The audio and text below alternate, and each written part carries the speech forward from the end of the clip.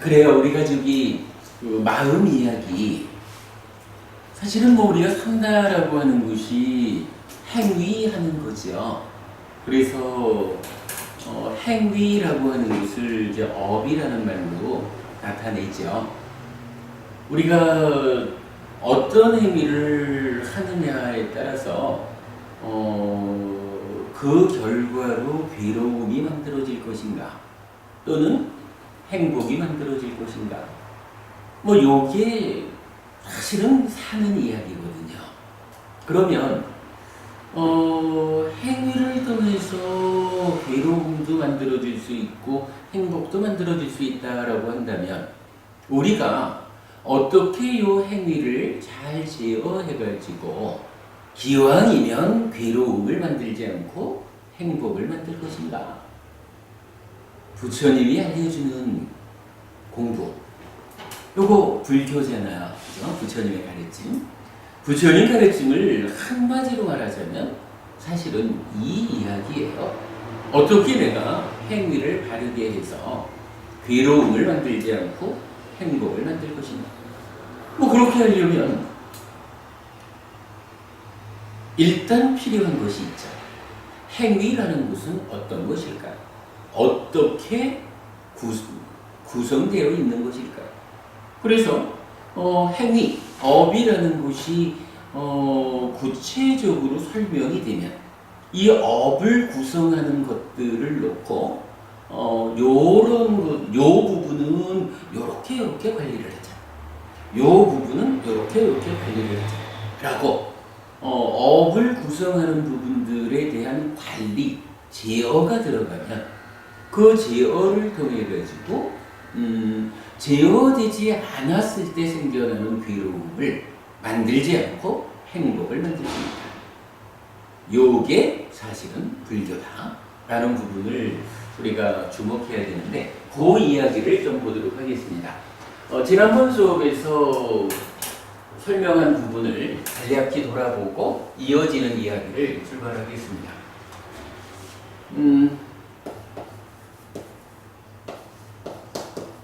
행위라는 것은 몸과 말과 만어로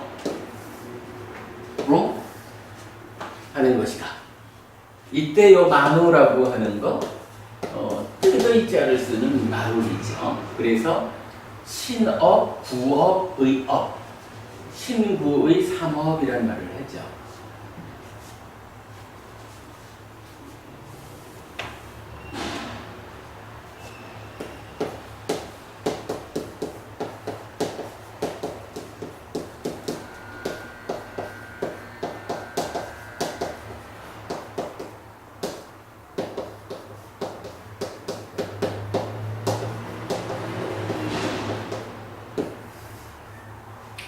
근데 이제 우리가 알고 있는 거지만 방금도 이야기했지만 어떤가요? 이러한 행위를 하면 행위는 괴로움이거나 괴로움의 소멸이라고 하죠. 그리고 요거 다른 말로는 즐길 낙자를 써서 요게 우리가 여간 가장 좋아하는 말 행복이죠. 살아가면서 누구든지 가장 좋은 것이 무언가요? 라고 하면 행복이라고 말하는 것은 당연한 일일 거예요. 자, 몸과 말과 만어로 행위를 합니다. 그러면 괴로움이거나 행복이 결과 맺어집니다. 그러면 이때 요러한 행위라는 것은 그냥 행위하는 것일까요? 아니면 요 앞에 무언가 원인이라 할 수도 있고 아니면 행위의 주체라 할 수도 있고 그런 무언가가 있을까? 라는 질문을 해볼 수가 있어요. 한국부님 어떻게 생각하세요? 우리가 몸과 말과 만으로 행위한다. 요거는 달리 말하면 만어, 즉 의업, 마음으로 생각하는 거죠. 사유한다 이렇게 말하는 거죠. 마음으로 생각하고 생각한 것을 몸과 말로 드러내서 상대방한테 전달하는 거. 요게 행위죠. 그러면 이 몸과 말의 행위는 표면에 드러나서 전달되는 거죠. 요 만어, 의업, 마음의 행위라는 것은 내적인 거죠. 안에 있는 거고, 그러다 보니까 상대방에게 전달되지 않는 사적인 것, 개인적인 것, 이런 거죠. 그러면 내적으로, 사적으로 생각한다라고 하는 만어의 행위가 있고, 요것이 드러나서 남에게 전달되는 몸과 말의 행위가 있거든요, 표면적으로. 그러면 요렇게 표면적이고 내적인 행위가 요 안쪽으로, 요 행위의 앞쪽에 또는 더 내면적으로 무언가 원인이랄까 아니면 행위의 주체라고 말할 수 있는 무언가가 있을까요? 아니면 그런 게 뭐 있겠습니까? 이미 만어의 행위라는 자체가 내적인 건데요. 두 가지 중에 어떤 걸 선택할 수 있을까요? 마음이라는 게 또 만들어지는 게 어느 날 갑자기 또 생기는 게 아니고, 그죠? 살아오면서 환경적으로 여러 가지 간접적으로 그래 해석이 되니까요. 아무래도 마음 이전에 뭔가 있기 때문에 그 마음이 만들어지지 않을까 이렇게 생각합니다. 그렇네요. 뭔가 그렇지, 이게 그냥 딱 선 있는 마음이 행위하는 게 아니라 이 마음조차도 지속적으로 만들어진다, 변해가는 것이다 이러니까 이 마음이 만들어지는, 변화하는 그 과정이 설명되려면 무언가 그보다 더 조건이 되는 영역이 있을 것이다. 그렇네요. 타당한 설명일 것 같습니다. 요 문제를 놓고요, 사람들은 몇 가지로 이야기를 해요.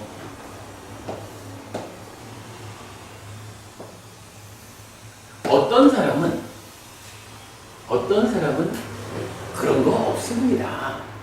어차피 마음으로 생각하고 몸과 말로 행위하고 그뿐이지 거기에 뭐 다른 원인이다, 조건이다, 주체가 된다라고 할 것이 있습니다. 그런 거 없습니다 라고 말하는 사람들이 있어요. 그래서 요거를 보통 정리하기를 무인무현, 원인도 조건도 없다. 요 인이라는 말을 우리가 원인이라고 번역 해석을 했죠. 연이라는 것을 조건이라고 해석하거든요. 그러니까 그냥 뭔가 말만으로 만어라고 하는 이 내적인 마음이 사유 생각하면 뭔가 말의 행위를 통해서 드러내 전달하고 그런 가운데 살아갈 뿐이지 그 내면에 뭐 원인이라고 조건이라고 할 것이 있겠느냐, 그런 거 없다 라고 주장하는 사람이 있어요. 그런가 하면 이제 또 어떤 사람들은요, 아니야, 그게 무언가 있기는 있어 라고 말하는 사람들이 있어요. 보통은 두 가지로 나타나는데 이런 이야기죠. 표면적으로 뭔가 말로 행위를 하고 그것의 내면으로 마음이, 만어라는 마음이 사유, 생각합니다. 그래서 그것을 뭔가 말로 드러내는 겁니다. 그런데 요 만어의 행위라고 하는 이보다 더 안쪽에서 왜 이런 생각을 했을까? 만어가 무엇 때문에 이러한 사유를 거쳐서 뭔가 말로 행위했을까? 라는 좀 더 내적인 어떤 원인이 있습니다 라고 말하는 거거든요. 그러면서 어떤 사람은 여기에 신의 창조라는 개념을 도입을 해요. 그러니까 신이 창조했기 때문에 우리는 신의 뜻에 의해서 살아가는 것이다, 이런 이야기예요. 내가 뭔가 말과 만으로 행위를 하는데 이 내가 누구냐 하면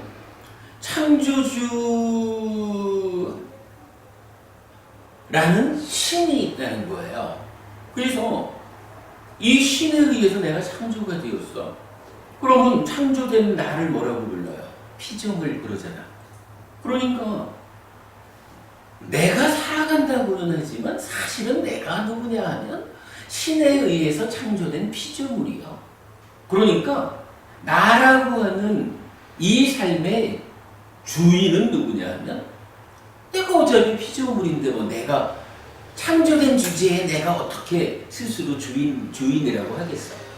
그게 안 되잖아요. 그러니까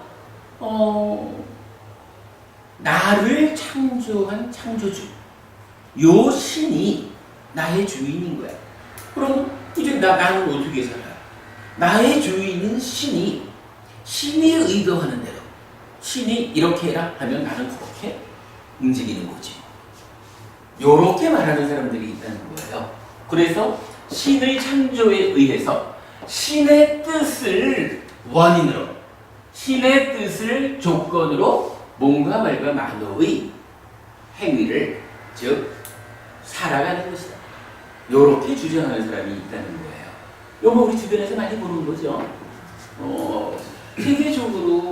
세계적으로 사실은 가장 많은 종교가 이렇게 신의 창조를 말하고 신의 뜻대로 살아가는 피조물로서의 나의 삶 이렇게 이제 설명을 하죠.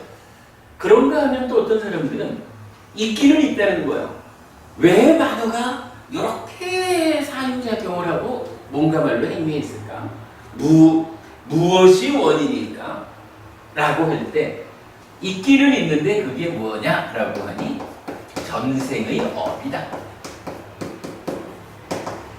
내가 전생에 이러이러한 행위 전생에 업을 지은 것이 그 업의 결과라고 하는 것으로 결정이 되어가지고 그 결정된 그대로 내가 살아가고 있습니다. 내 마음이 뭐 특별하게 어떤 사유작용을 독자적으로 해가지고 살아가는 이게 아니라 전생의 업에 의해서 우리가 지금 여기서도 말하지만 몸과 말과 만으로 행위를 하면 결과가 생기잖아요. 마찬가지 전생의 업에 의해서도 생겨난 결과가 있고 그 결과가 지금 나의 삶의 원인으로 조건으로 작용해서 내가 이렇게 지금 살아가는 겁니다. 이렇게 주장하는 사람들이 있는 거예요. 강모부님 이거 어때요? 이 세 가지 중에 어떤 게 사실 같아요? 제가 볼 때는 사실이 없는 것 같습니다. 아 그렇습니까? 수영 부부님 어떠셔요? 세 가지 중에 요게 사실 같아요. 그렇구나. 근데 마음이라는 게 또 이 표현 방식이 그때 틀리고 예를 들어서 앞에 막 맛있는 고기가 빵이 있다. 예. 말씀하세요. 예. 빵을 갖다가 달라고 한다. 자기가 현실적으로 자기가 배가 부르면은 한 개 주고 두 개 주고 자기가 배가 고프면은 자기가 두 개 먹고 한 개 주고 아닙니까, 그지? 그렇죠. 자기 상황에 따라서 그게 다르죠. 표현 방식이 다 틀리는데. 그래, 그걸 결정됐다라고 말하는 것은 좀 애매한 거죠. 그렇죠. 근데 그때 배고플 때 필요한 사람이 달라있을까? 어떤 사람은 배고플 때 달라요. 근데 사실은 이게 아마 이걸 가지고 우리가 맞아요. 이제 깨끗해졌죠. 하루 종일 이 세 가지 중에 어떤 게 사실일까? 아니면 세 가지 다 가짜일까? 하루 종일 우리가 토론을 해도 여기에 대한 답이 잘 안 나올 거예요. 왜냐하면 어찌 보면 우리보다 훨씬 더 많이 고민하고 훨씬 더 높은 수준에 있는 사람들이 주장하는 것들이 정리되어 있는 걸 보여요. 뭐 높은 그 철학자들이라든가 웬만해서는 우리가 아무리 틀렸습니다라고 들이대요. 이런 주장을 하는 분들 입장에서는 당신이 모르는 게 있어서 틀렸다고 말하는 거지 사실 삶은 여러해서 이게 맞습니다라고 그렇게 설명을 하면 우리도 아니라고 반발하면서 대화를 시작했다가 그렇군요. 라고 아마도 따라가기가 쉬울 거예요. 그래서 이 부분은 우리가 어떤 게 맞을까라고 깊이 토론해봐야 별 의미가 없을 것 같아요. 요때 우리가 쓸 수 있는 게 뭐예요? 이렇게 세 가지로 주장하는 사람들도 각각의 스승들이라고. 근데 우리는 누구냐 하면 불교 신자잖아. 불교 신자한테는 누가 스승이냐 하면 부처님이 스승이거든요. 결론 내기 어려운 문제를 가지고 깊이 이야기하는 것보다 우리의 스승인 부처님은 이 경우에 어떤 답을 주셨을까? 라고 부처님이 알려주는 답을 보면 돼요. 그래가지고 그 답이 알려주는 대로 지금 우리가 하는 게 뭐냐면 뭔가 말과 만으로 행위를 하면 어떤 행위를 하면 괴로움이 생기고 어떤 행위를 하면 행복이 생기잖아요. 중요한 거는 우리가 어떻게 살으면 괴로움을 만들지 않고 행복을 만들까? 이게 중요한 거예요. 그걸 알아보려니까 이런 행위의 이면에 무엇가 있을까? 라고 지금 따져보는 거거든요. 요거에 대해서 지금 세 가지의 주장이 있다라고 하지만 지금 정작 우리는 우리의 스승인 부처님은 어떻게 가르쳐 주셨을까? 요건 아직 안 본 거거든요. 부처님 이야기를 알아보면 되겠죠. 아무래도 부처님 이야기가 우리가 행위를 잘해서 행복을 만드는 가장 정확한 답변이 되겠죠. 자, 여기에 이제 부처님은 답을 주셔요. 부처님은 이렇게 말씀하셔요. 첫째가 뭐냐 하면 요 세 가지 길을, 그죠? 세 가지의 주장, 세 가지 사는 길이죠. 여기에 대해서 이거 나의 가르침 아니다 라고 알려줘요. 만약에 좀 전에 수영고분이 말씀하셨듯이 전생의 업이 그걸 것 같아요 라는 게 사실이라면 부처님이 전생의 업을 원인으로 조건으로 행위하고 결과가 있다 이렇게 말을 해줘야 되잖아. 그런데 이제 부처님은요 요것까지도 포함해가지고 세 가지 모두에 대해서 내 가르침 아니다 이래가지고 외도라는 말을 써요. 바깥 길이다. 부처님 길이라고 하는 이 하나의 길 밖에 있는 길이다. 그래가지고 세 가지니까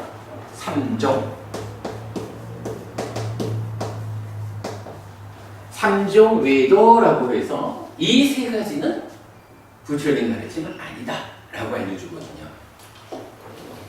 우리가 아는 한 부처님은 누구냐 하면 우리 삶의 현실을 바르게 아는 분이거든요.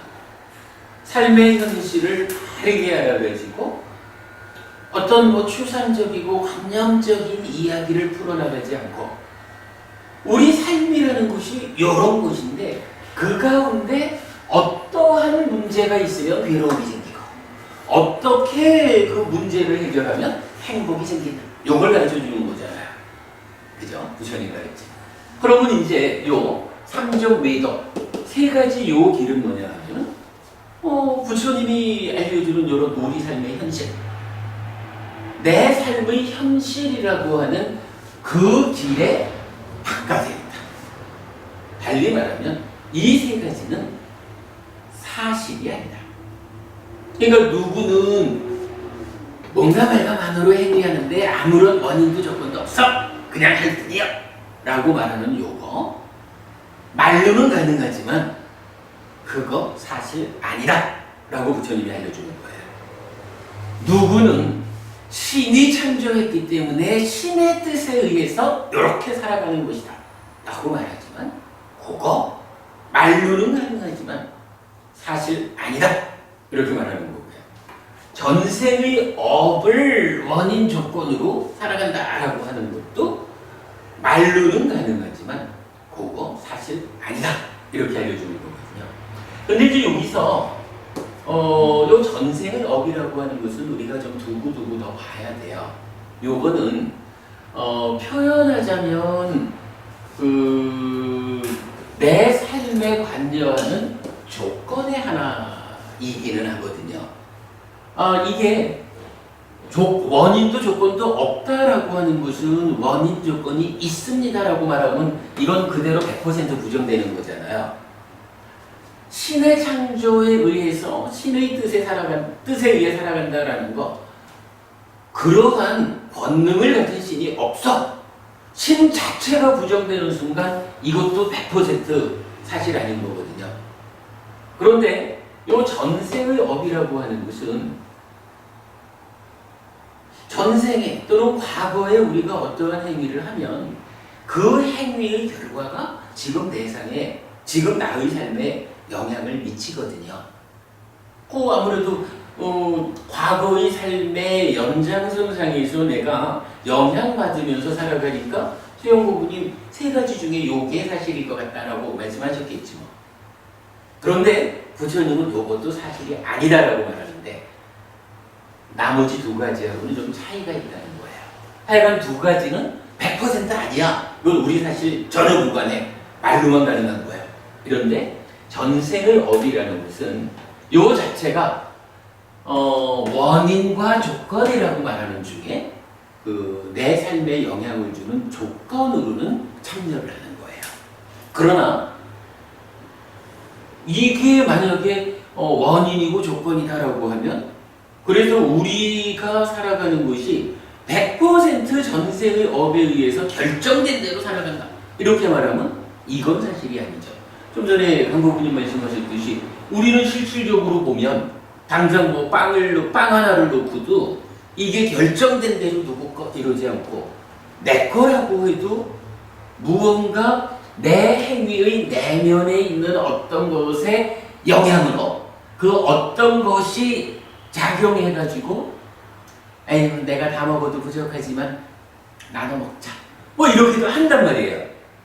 그러니까 과거 전생의 업이라고 하는 게 참여는 하지만 지금 나의 삶에 영향은 주지만 그것에 의해서 우리가 결정된 대로 사는 것은 아니다라는 의미죠.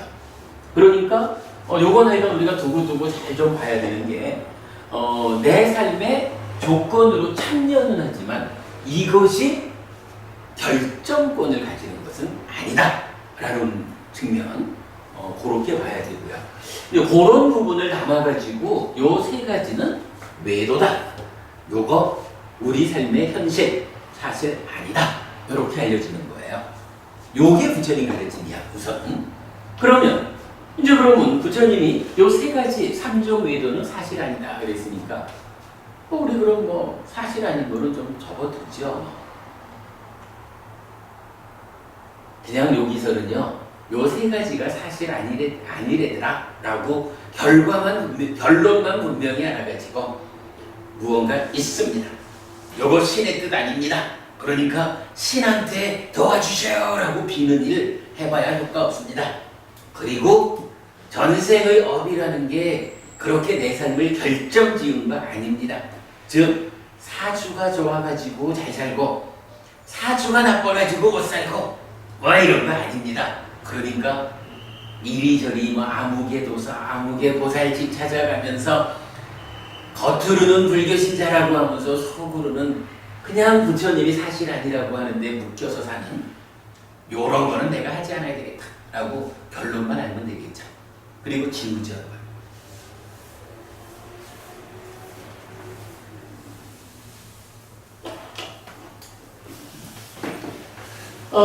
우리가 이제 그간 공부를 좀 해보니까 아는 게 뭐냐 하면 부처님이라고 하는 이 스승은요 참 재밌는 분이라. 지금 우리가 보면은 이런 질문을 했잖아. 뭔가 만의 행위에 원인 조건이 있을까?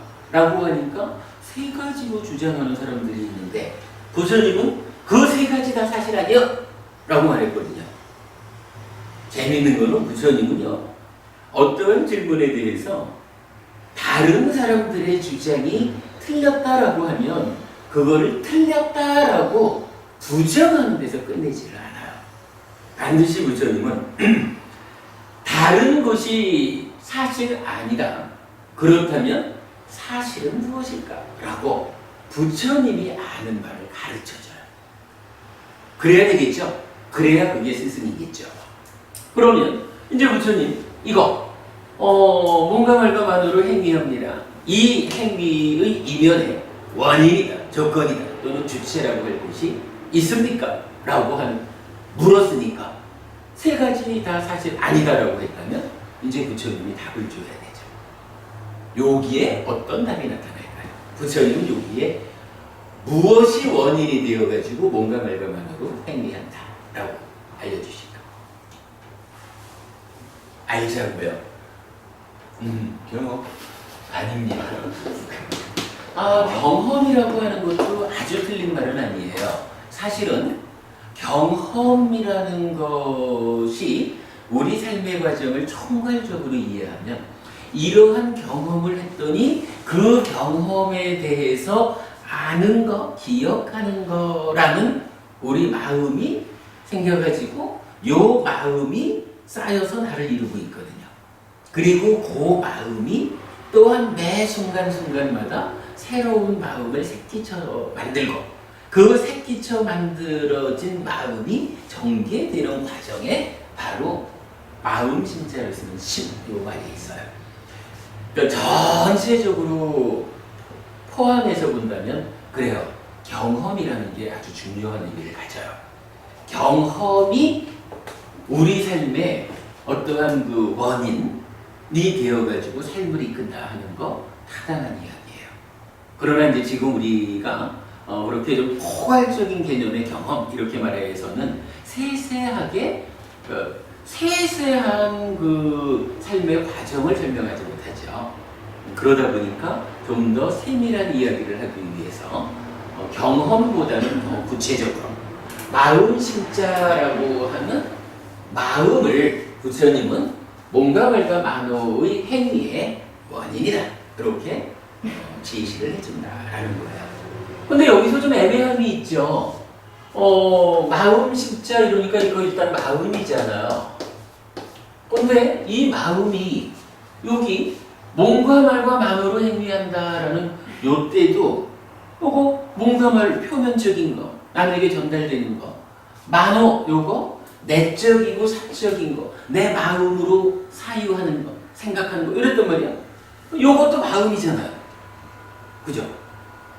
사실은 여기서 좀 특별한 이야기가 나타나는 거예요. 마음이라는 게 있는데 보니까 만호라고 불리우는 의라는 마음도 있었는데 마음이 있는데 여기에 이제 또 다르게 마음 십자를 쓰는 마음이 또 하나 출현을 한 거예요.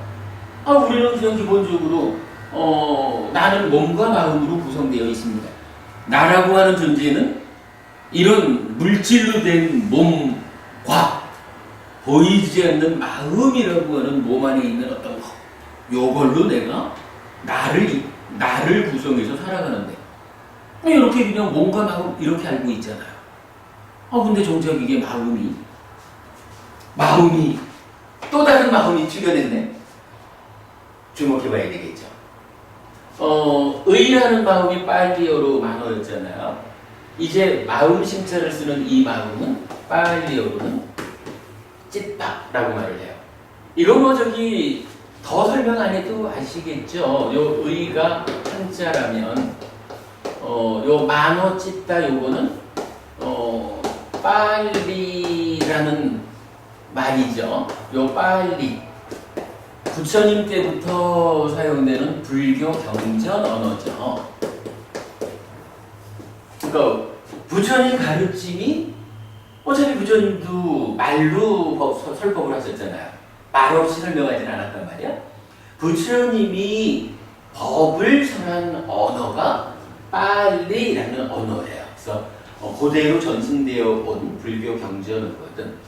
요거랑 이제 대응하는 것이 아무래도 인도에서는요 불교하고 상대되는 종교가 지금은 힌두교고 부처님 당시로 보면 브라만교라고 하죠.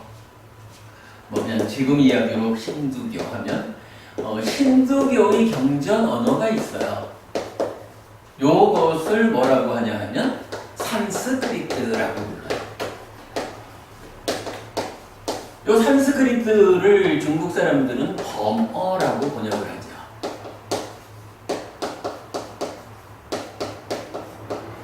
그래서 우리가 이제 공부를 하다 보면 이렇게 불교 경전어인 파일리어, 힌두교 경전어인 산스크리트, 범어라고 하는 것을 구분해서 알게 되죠. 어쨌든 이렇게 이제 불교 경전어인 파일리어로 마음 심자를 쓰는 찌따라고 하는 마음이 출현하는 거예요. 그러니까 요거 이제 찌따죠.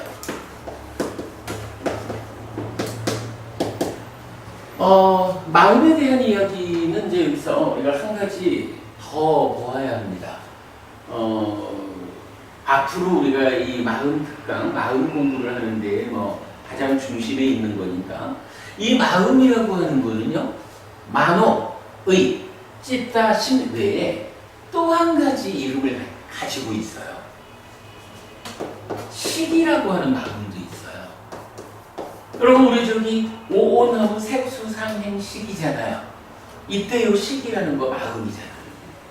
요 식이라고 하는 마음은 파일리어로는 어떻게 쓰냐 하면 윈다나.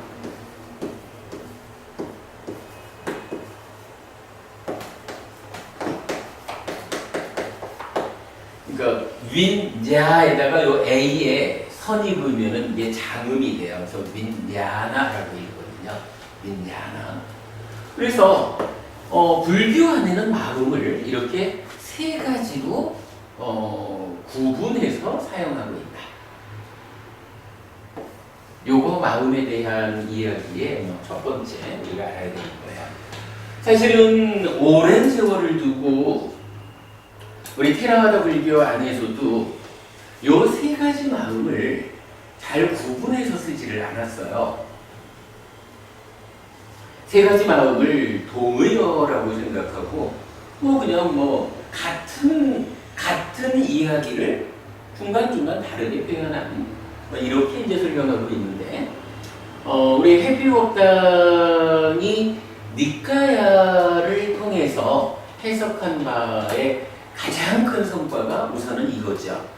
부처님은 만호와 찌따와 윈냐나라고 하는 세 가지 마음을 몸통으로는 하나지만 하나의 몸통을 가지는 요 마음이 대상과 어떠한 관계를 맺느냐, 각각이 세상을 살아가는 가운데에 어떤 활동성을 가지느냐라는 그 활동성의 차이를 가지고 찌따 마노 윈냐나라고 하는 요 마음을 부처님은 엄격히 구분해서 사용하고 있다라는 거, 우리 법회가 찾아낸 아주 중요한 포인트죠. 이런 이야기예요. 몸과 말과 만호로 행위를 한다라고 할 때 요 만호라고 하는 마음은 어떻게 봤어요? 표면적인, 그래서 남에게 드러나 알려지는 몸과 말의 행위보다는 좀 더 내적이고 남에게 전달되지 않는 사적인 그러한 사유작용을 담당하는 마음, 이랬다면 이러한 역할을 하는 만호라는 마음하고 이제 그 내면에서 원인으로서의 역할을 하는, 그러니까 새로운, 그러니까 만호와는 다른 역할을 하는 마음이 출현한 거죠. 그럴 때 이 두 가지가 서로 하는 일이 다르다, 하는 역할이 다르다라는 것 때문에 만호라는 이름과 찌따라는 이름을 엄격히 구분해서 사용하고 있다. 근데 그럴 수밖에 없는 게, 만약에 부처님이 말입니다. 그동안 해석하듯이 찌따하고 만호하고를 동의하다라고 이해한다면 몸과 말과 만호로 행위하는데 이 행위의 원인 자리에 무엇이 있습니까? 무인무현 그거 아니요. 신의 뜻 그거 아니요. 전생의 업 그거 아니요. 사실은 우리 삶의 현실은 찌따라고 부르는 마음이요. 이렇게 말했는데 이 찌따라는 마음이 만호라는 마음하고 같은 거요? 이렇게 되면 이게 좀 얘기가 엉뚱해져 버리죠. 만호하고 찌따하고는 다른 거죠. 몸통으로는 하나겠지만 자기 자리에서 하는 바 역할의 차이가 있다. 이 부분을 우리가 주목해야 되죠. 자, 아무튼 요거 기억하셔요. 찌따 만호 민냐나 심의식이라는 세 가지 마음이 각각의 역할의 차이를 가지고 엄격히 구분되어 쓰인다. 이때 요거 빨리라고 하는 불교 경전어다. 산스크리트어라고 하는 힌두교 경전어가 있다. 뭐 그런 정도 참고로 기억하시고요.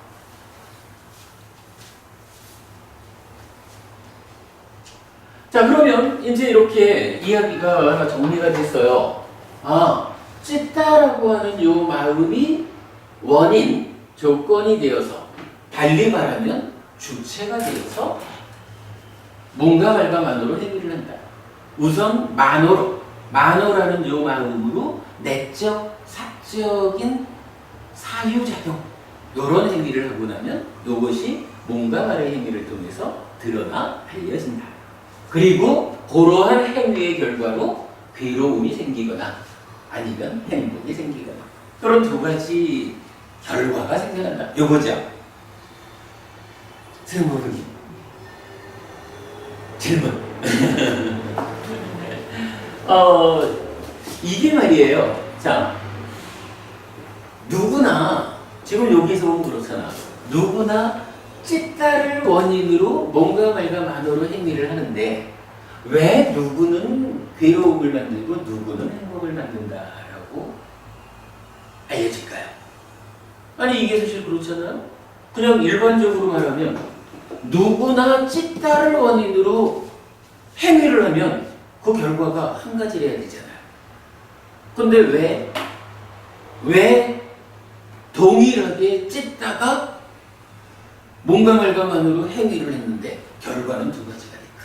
좋은 마음으로 하면 행복으로 즐거움으로 가고 나쁜 마음 쓰면 괴로움. 이야, 답변 잘하십니다. 그 부분이에요.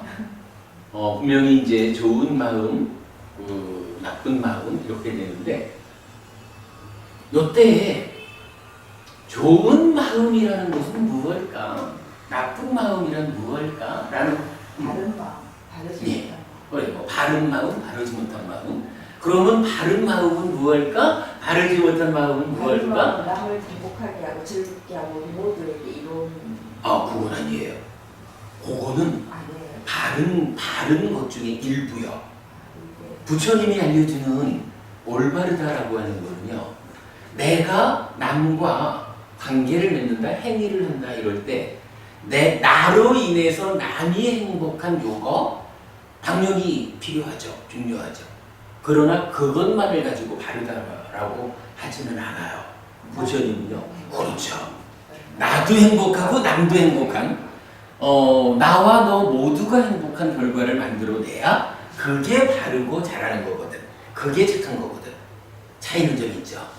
근데 이건 지금 다 맞는 말씀인데 그런 부분을 총괄해가지고 그러면 어떤 경우에 바른 마음이 일어나고 그러니까 어떤 경우에 바른 마음으로 바르게 행위해서 행복을 만들고 어떤 경우에 바르지 못한 마음이 바르지 못하게 행위해서 괴로움을 만드느냐. 이 부분에 대한 근본적인 답이 필요하죠. 그죠? 그 근본. 그러니까 뭐 좋다, 나쁘다, 착하다, 악하다, 바르다, 바르지 못하다 이런 부분을 총괄적으로 설명해 줄 수 있는 그 뿌리가 되는 어떤 것이 필요하죠. 우리가 지금 그것 때문에 이어지는 질문을 하는. 자, 지금 우리가 질문을 두 단계로 했어요. 기본적으로 산다는 거, 그러니까 업을 짓는다는 거. 그러니까 산다는 것은 업을 짓는 거죠. 뭔가 말과만으로. 행위를 하면 괴롭거나 행복하거나 결과가 생기는데, 요때 첫 번째 질문은 뭐였어요? 요러한 행위가 그냥 행위하는 것일까? 행위 이전에 어떤 원인 조건이랄 것이 있을까? 그래서 요 질문에 대한 답을 찾는 과정에 뭐 삼정리도 세 가지는 사실 아니고 부처님이 알려주는 사실은 뭐냐 하면 찢다라는 마음이 바로 그 원인 조건입니다. 찢다가 주체가 되어서 뭔가 말과만으로 행위하는 겁니다. 이렇게 지금 본 거잖아요. 그리고 나서 지금 이어서 두 번째 질문이 무엇이냐 하면 그렇다면 왜 찢다가 뭔가 말과만으로 행위하는데 결과는 두 가지일까? 이 찢다를 어떻게 찢다에 영향을 미치는 것이 있어서, 그죠? 어떤 영향 하에서는 지금 말씀하신 바르고 착하고 좋은 그런 상태가 돼서 행복을 만들고, 어떤 영향 하에서는 착하지 않고 바르지 않고 좋지 않은 상태가 돼서 괴로움을 만들까? 이 부분을 두 번째로 질문한 거죠. 자, 여기에 대해서 이제 불교가 가지는 아주 중요한 개념이 하나 나타나요. 부처님은 여기에, 그러니까 찢다라는 요 마음에 영향을 주는 또 다른 것에 대해서 알려줘요. 뭐 이거 우리가 다 아는 이야기겠지만 탐진치라는 것이 있어요.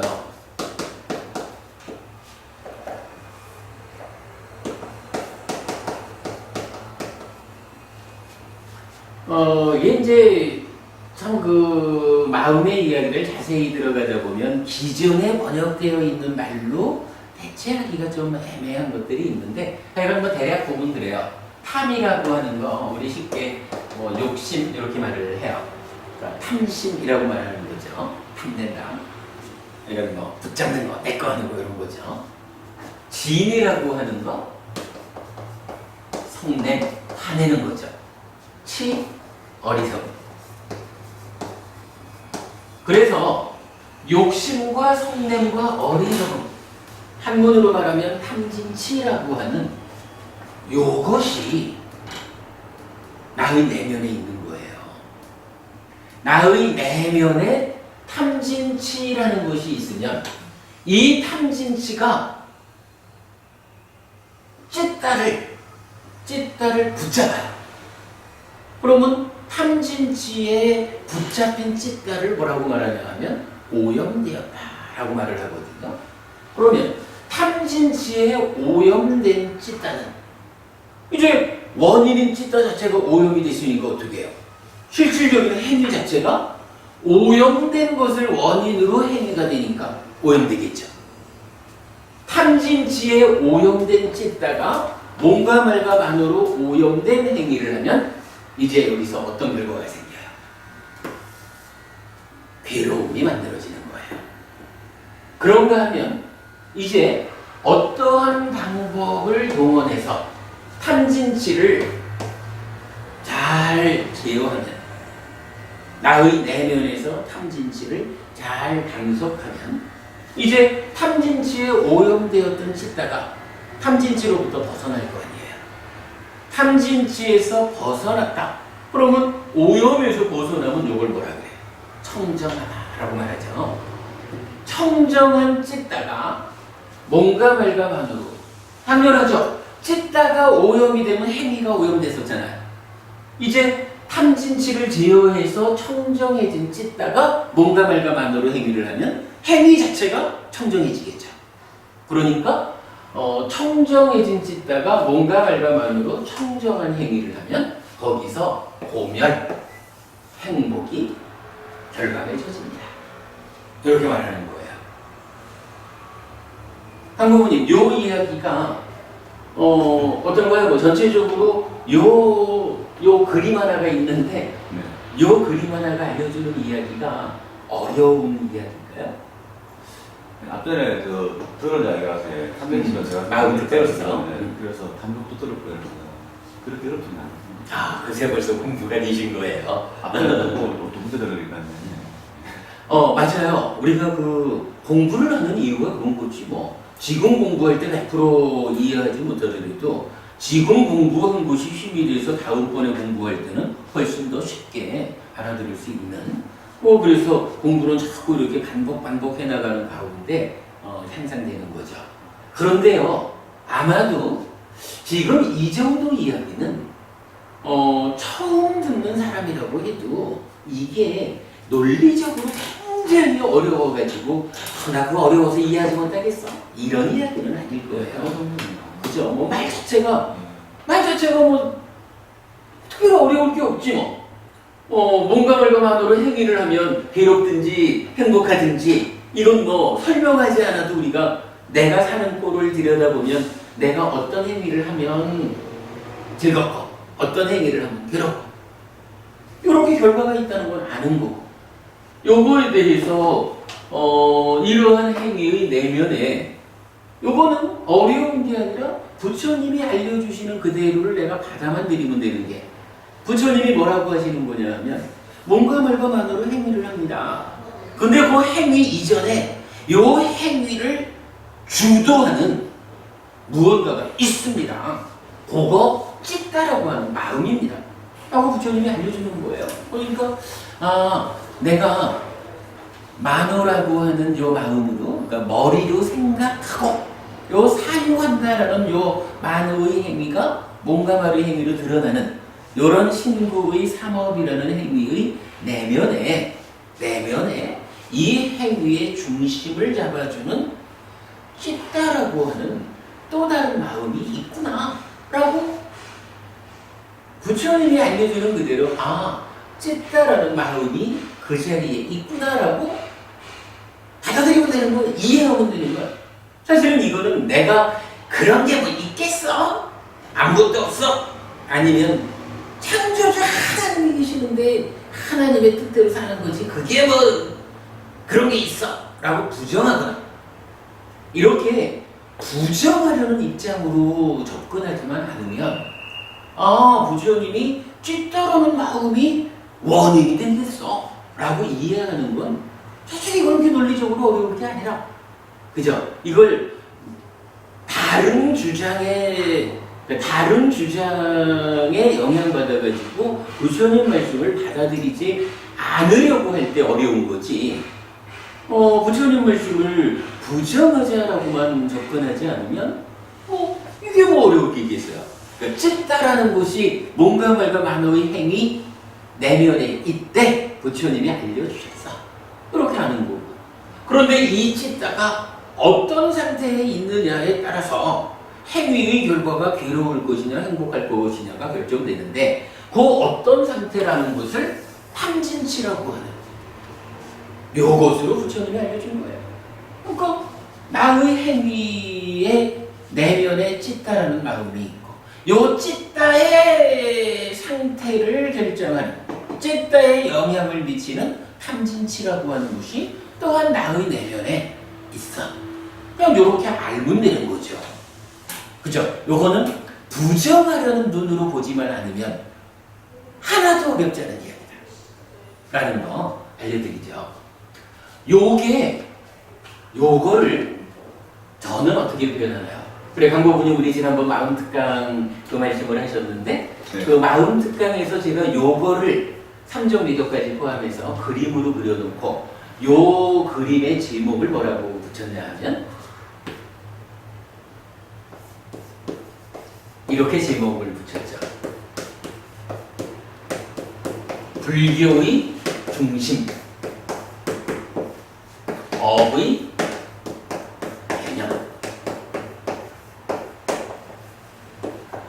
지금 1시간 가까이 우리가 뭐 그냥 단순한 이야기 하나를 놓고 충분히 설명을 했습니다만은 사실은 요거 탐진치로부터 출발해서 찢다가 원인이 돼서 몸과 말과 만으로 행위하고 고와락을 결과맺는다라는 그게 업의 개념입니다. 업이라는 게 무엇입니까? 라고 하면 바로 요것이 업이다 이거예요. 요게 업인데 요런 업의 개념이 우리 공부의 입장에서 보면 지금 우리가 하는 게 뭐냐 하면 불교하는 거잖아요. 부처님 가르침을 공부하는 거잖아. 부처님 가르침을 왜 공부하느냐 하면 어떻게 하면 내가 괴롭지 않고 행복할 수 있을까? 행복하기 위한 것 때문에 불교를 공부하는 건데 바로 그러한 목적을 갖는 불교의 중심체가 바로 요거다 이거예요. 그래서 제가 이건 그 원초 교재에 이런 제목으로 그림을 그렸던 거예요. 불교의 중심, 업의 개념. 근데 이 업의 개념 타당하죠? 우리가 에이 무슨 소리입니까? 하나 만들어 준 겁니다. 그래서 우리는 하나님의 뜻대로 사는 겁니다. 이런 주장을 들이대지만 않고 부처님 가르침이 참으로 사실이다. 나는 부처님의 가르침을 받아들인다, 믿는다. 이런 마음으로만 접근을 하면 업이라는 이야기가 좀 명확해지는 거죠. 여러분, 요게 업입니다. 요게 불교의 중심이고 업의 개념입니다.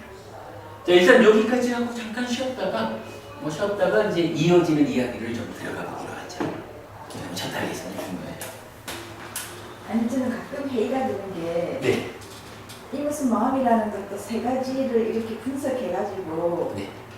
이런 것까지 공부할 필요가 있는가 네. 그런 회의가 참 많이 들거든요. 이것뿐만 아니고 스님 일을 하시는 분은 잘 안 보지만은 어떤 건 한 보다가 하루 찍어내려가지고 아마 중간에 포기해버리는데 그 말 한마디를 갖고서는 여기 또 분석하고 여기 또 분석해가 또 밑으로 또 분석 아이고 야 나중에는 저런 것까지 할 필요가 있을까?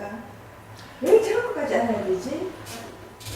그런 마음도 드는 게 있잖아요. 맞아요. 충분히 그거는 의문을 가져야 될 부분이고, 두 가지 측면으로 봐야 돼요. 그러니까 우리가 지금 새 출발법 때 준비하듯이, 그냥 일상의 삶에서 내가 괴로움을 만들지 말자라고 하면 사실은 이렇게 깊이 있는 공부까지를 안 들어가도 돼요.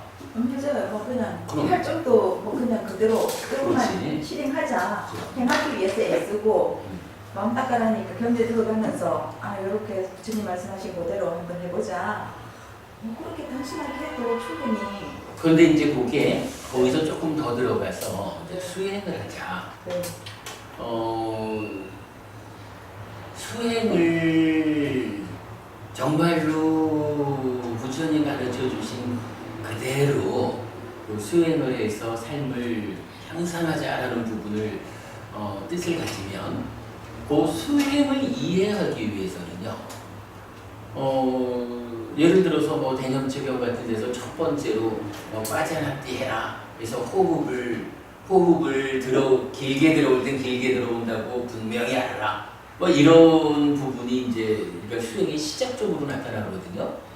그러면 부처님이 말하는 길게 들어올 때는 길게 들어온다고 분명히 알아라, 빠져나띠 해라라고 하는 요 말 한마디를 이게 정말로 무슨 의미일까를 구체적으로 이해하려면 이제 우리가 지금 마음의 메커니즘 해가지고 찌따 마노이냐나 그러고 첫 번째 단계로 인식이 어떻게 이루어지고 내면에서 2차적인 인식이 어떻게 이루어지고 이런 부분을 알지 않으면 사실은 수행이 올바로 설명이 안 돼. 그것 때문에 그런 거야. 그러니까 이거를 단순히 지식적으로 알아내기 위해서 이런 공부를 하는 건 아니고 제가 이제 그 법배하면서 참 끊임없이 말하는 게 그 사실이란 무엇일까, 우리 삶의 현실이란 무엇일까 이 얘기를 하거든요.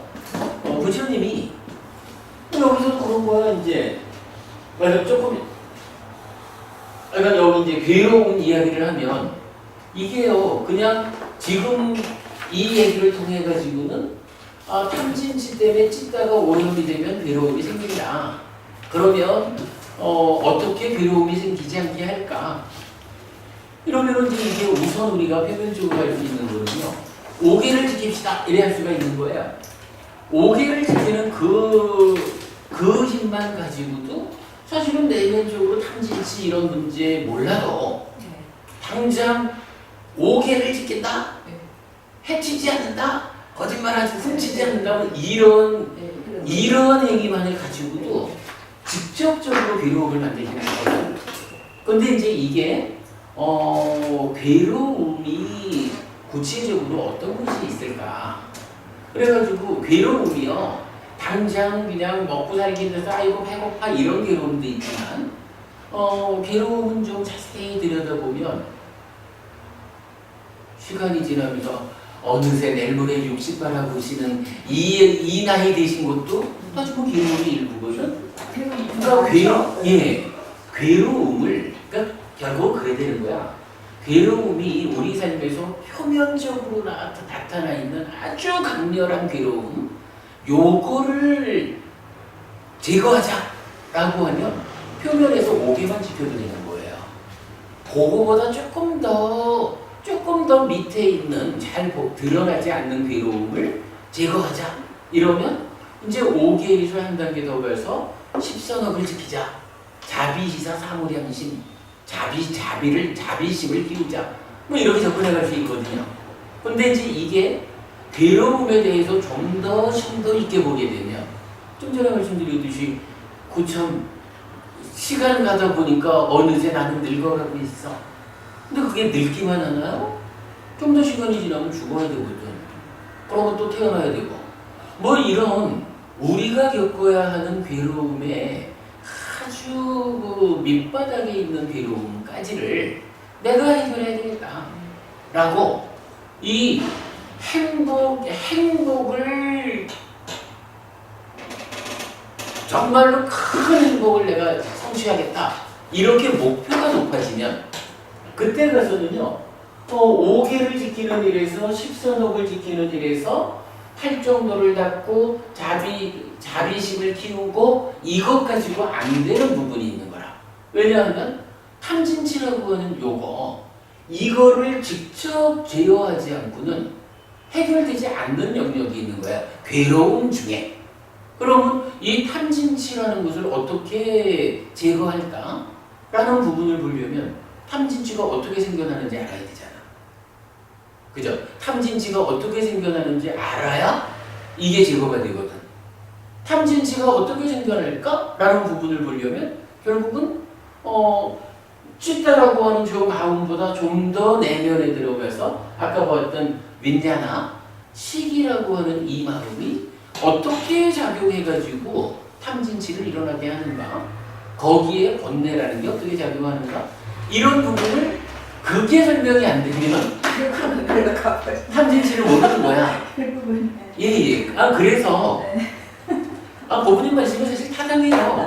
이게 진짜 불교 전문가도 아니고 이제 거기까지 갈 필요가 있나 하는 부분은 타당한 지적이에요. 그러나 이게 이제 그렇다고 우리 공부가 이 불교를 전문적으로 공부하는 사람들은 빼놓고 좀 겉에 있는 문제만 공부하는 사람들을 위해서 해주업단이 있다 이렇게 할 수도 없잖아. 그래서 사실은 부처님 가르침의 핵심은 사실은 이게 내가 좀 부자 돼가지고 잘 살자 요런 정도를 부처님 가르침의 중심으로 하는 건 아니잖아요. 그래서 그런 그 깊은 괴로움의 문제를 풀려면 이런 그 깊은 마음의 문제를 이해하지 못하고는 안 되는 거라. 근데 살면서 이제 그런 것을 중요시하거나 그런 것을 하는 사람도 있겠지만은 저 같은 경우에는 저번에 포살이 그거 읽었었잖아요. 네. 그러다 보니까 때가 아니면 먹지 말라고 돼 있었잖아요. 네.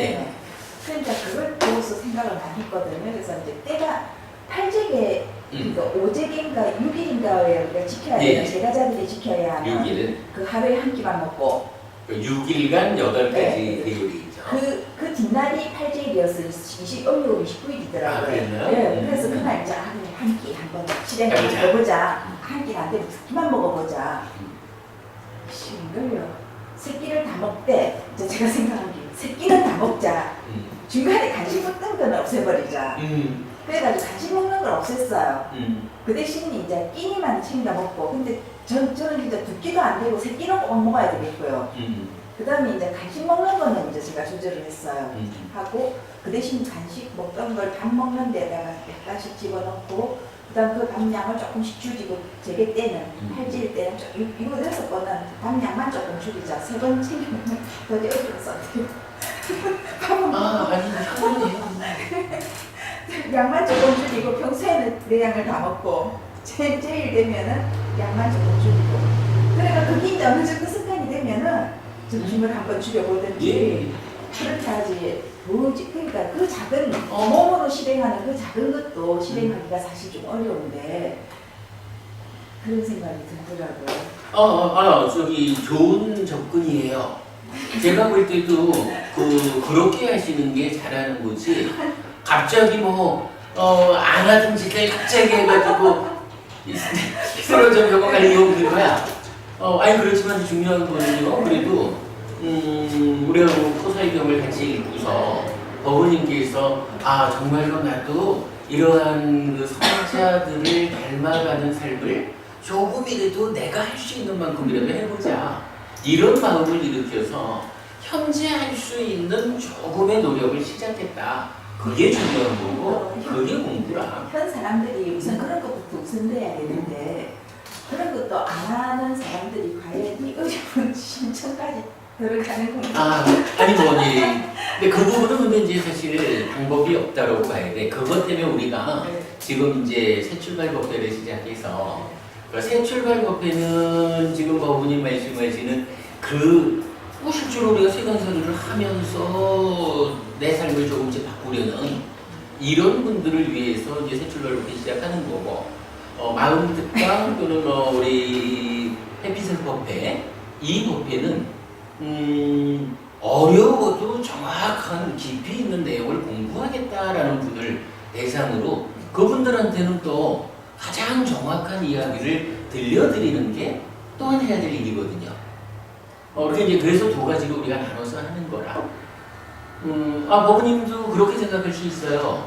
버부님이 그래 우리 독경법회를 통해서 그런 시도를 할 수 있다라는 거 참 훌륭하고 그런 정도의 어떤 초점을 맞춘 공부를 하고 싶다라고 하시면 우리 월요일 저녁에 새 출발 법회거나 아니면 이제 오늘 법회도 있지만 그러니까 월요일 낮 시간 오늘 화요일 말고 월요일 낮에 그 햇빛님과의 대화 이런 거 월요일 법회는 낮 시간 저녁 시간이 다 이렇게 좀 쉽고 생활적인 법문이란 말이죠. 그쪽으로 날짜를 바꿔보는 것도 방법이 돼요.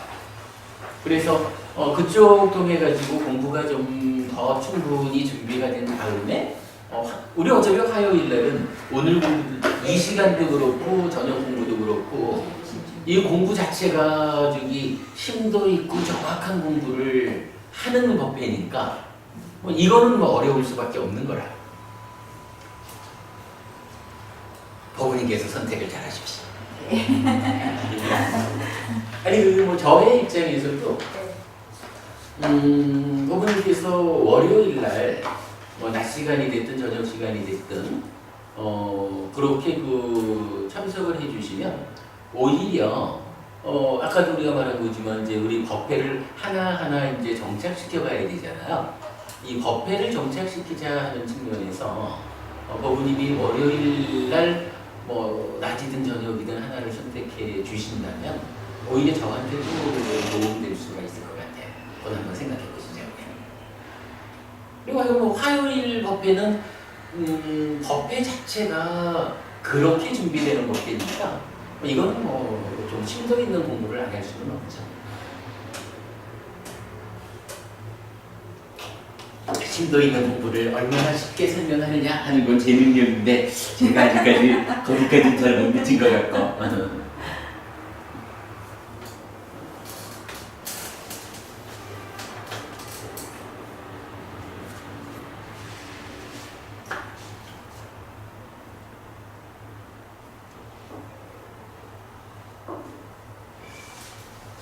자, 두 번째 시간 공부하겠습니다.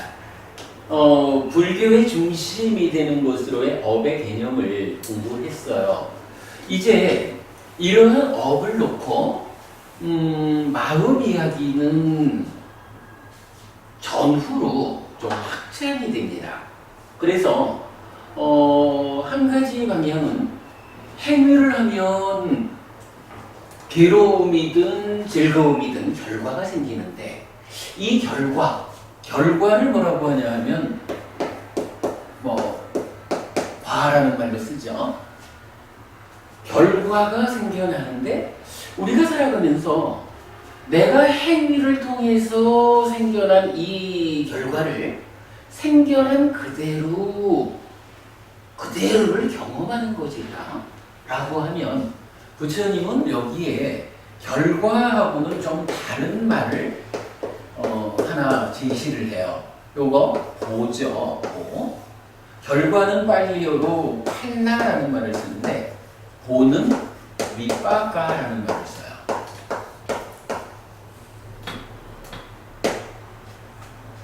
그래서 비록 앞에 행위에 의해서 결과가 생겨났다 해도 100짜리 결과가 생겨났다 해도 실제로 내가 살아가면서 이 괴로움을 100 그대로 겪어야 되느냐 하면 그렇지 않다. 이 100이라는 만들어진 괴로움을 0.1에서부터 시작해서 한 500으로 겪을 수도 있고 1000으로 겪을 수도 있고, 그러니까 생겨난 거하고 내가 겪어야 하는 거하고는 차이가 있다. 차이가 있다는 건 뭐예요? 바꿀 수 있다 이 얘기죠.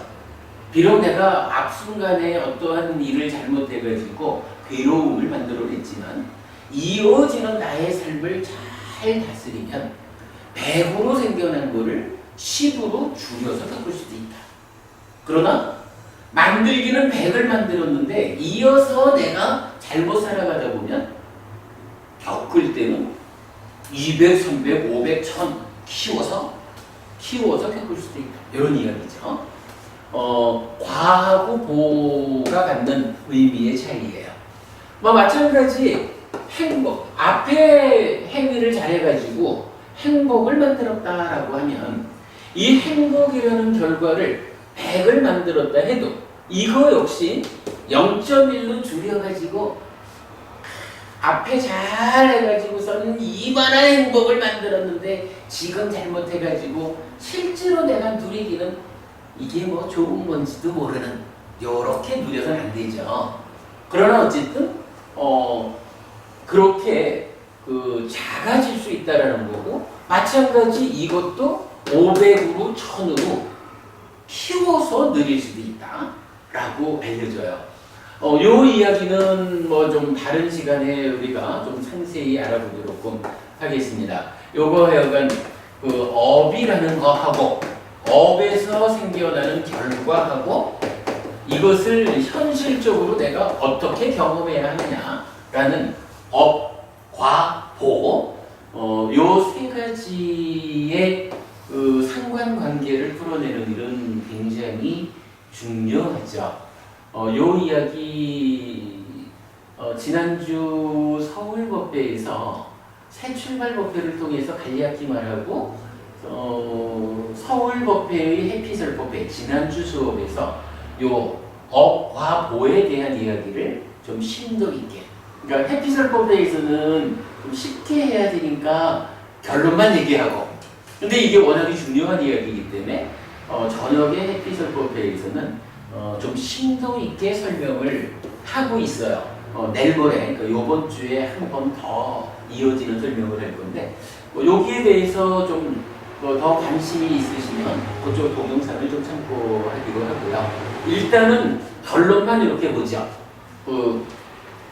탐진치에 영향받는 찢다가 몸과 발과 만으로 행위를 하면 행위의 결과로 괴로움이거나 즐거움이 결과가 생겨나는데, 중요한 거, 우리는 생겨난 결과를 그대로 경험하는 것이 아니라 지금 이 순간 지금을 살아가는 힘에 의해서 더 키워가지고 겪을 수도, 더 줄여가지고 겪지 않을 수도 있다.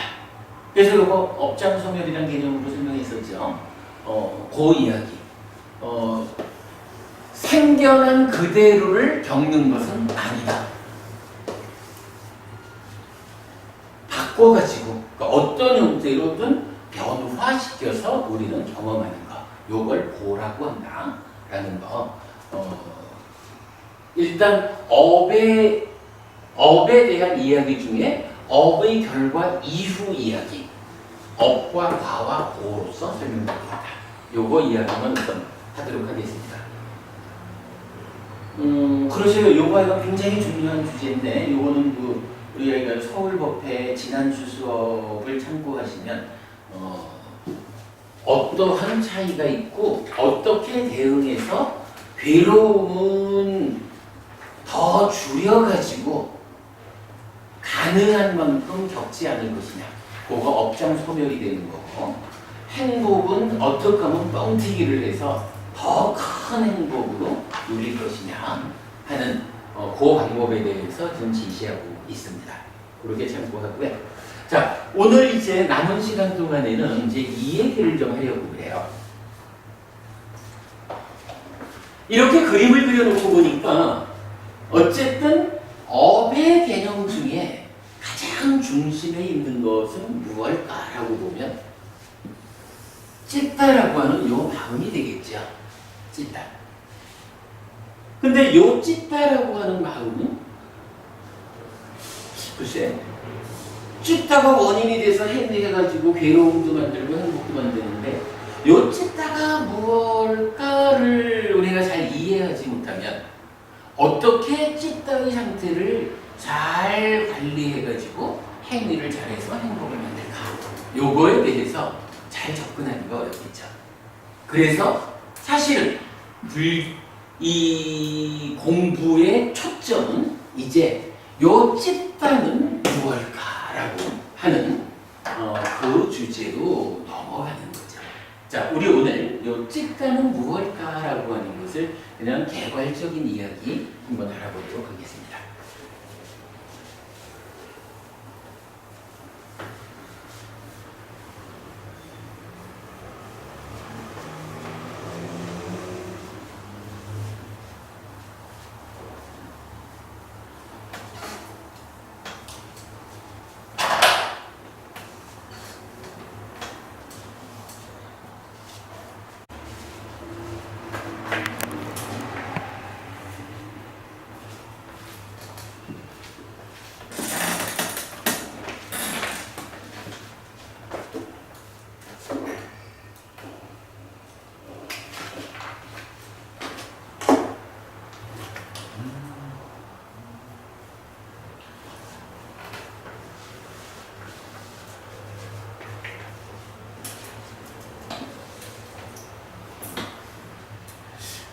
그래서 이제 그런 이야기죠. 49제를 지낸다라고 하는 거가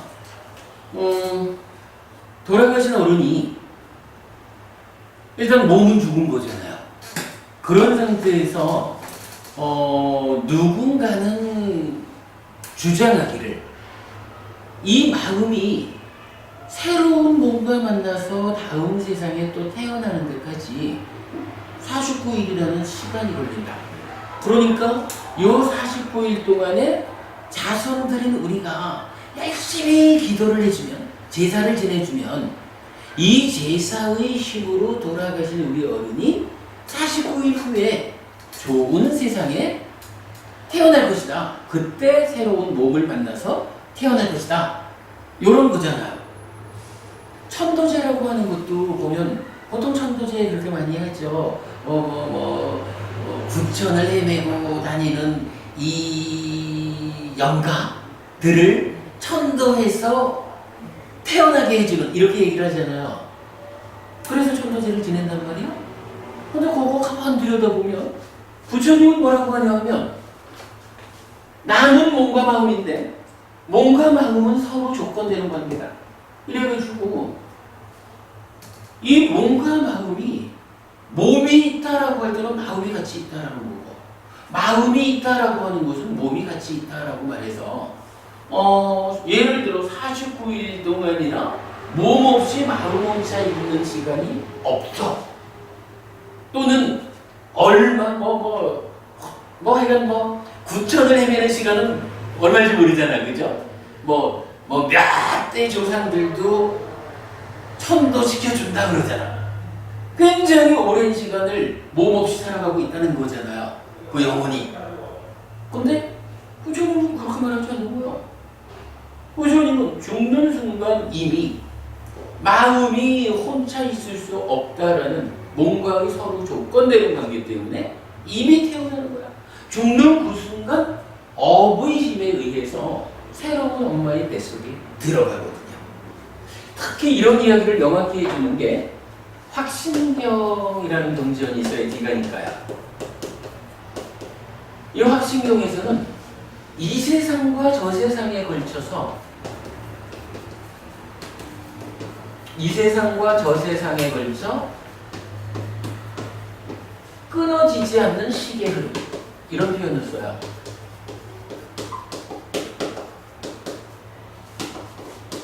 시기라는 거 이거 마음이잖아요. 그죠? 저 찐따의 다른 이름이잖아. 예를 들어서 서로 조건 내는 관계에 있다 하지만 아직까지 시기, 마음이 새로운 짝을 만나지 않고 혼자 있을 수 있을까라고 의심을 해볼 수가 있지만, 부처님은 지금 이런 확신경 같은 경전에서 아예 명확하게, 자, 이 세상이 뭐예요? 내가 지금 살다가 죽었어요. 죽었다라고 하면 지금 이 몸으로 살아가던 이 세상, 이때를 이 세상이라고 하는 거잖아. 그리고 죽어가지고 새로운 몸으로 태어나는 이때를 저 세상이라고 하는 거잖아요. 그죠? 근데 이 시기라는 것이 내 마음이라는 게 이렇게 꾸준히 지속적으로 변화 가운데 이어져 가잖아. 근데 이 시기, 이 세상과 저 세상이, 그러니까 몸이 바뀌는 이 과정에도 끊어지지 않는다고 말하는 거예요. 예를 들어서 49제가 정말로 가능하다고 해보면, 혹시라도 이 시기, 몸과 만나지 않는 어떤 끊어진 상태가 있다라고 부처님이 알려준다면, 시기, 몸과 서로 조건되는 거긴 하지만 어떤 끊어짐의 시간이 있어가지고 그동안은 몸 없이 혼자 있나 보다. 그러니까 그때까지는 태어나지 않고 있나 보다. 그게 49일이나 걸린다니 우리가 49세를 지내주자. 뭐 이렇게 말할 수가 있을 텐데, 부처님은 그러지 않은 거야. 이렇게 이 세상과 저 세상 사이에 이 식은 끊어지지 않는 거야. 끊어지지 않는 이 식이 몸하고 서로 조건되는 관계라. 그러니까 요거 몸과 마음이 서로 조건되는 관계입니다라고 하는 이 한마디를 통해서 우리가 구체적으로 알 수 있는 거. 글쎄 뭐 어떤 분들은 좀 불편해하실지 몰라도 부처님 가르침에는 천도제거나 49제거나 이런 게 없는 거예요. 수경전 속에 누구 엄마가 지옥에 계셔서 그 엄마를 위한 제를 지냈다 뭐 이런 거. 목하잖아요. 예, 목련전자. 예, 뭔가 그런 게 있어. 그게 이제 그러니까 우리가 공부를 우리가 쓰는 말이지. 네. 어떤 가르침을 공부의 기준으로 삼을 것인가. 그래가지고 해피법당의 공부 기준은 명확하잖아요. 네. 율장과 사부니까야. 이게 뭐냐면 부처님 돌아가시고 3개월 만에 500명의 아라한이 모여가지고 7개월에 걸쳐서 부처님이 45년간 설하신 가르침 중에 후대에 전달해야 되는, 후대에 전승해야 되는 가르침을 모은 거잖아요. 그 전승해야 되는 가르침을 모아놓은 이 덩어리가 율장과 사부니까야거든. 예. 그러면 우리가 공부의 기준을 명확히 하자라고 하는 것은요.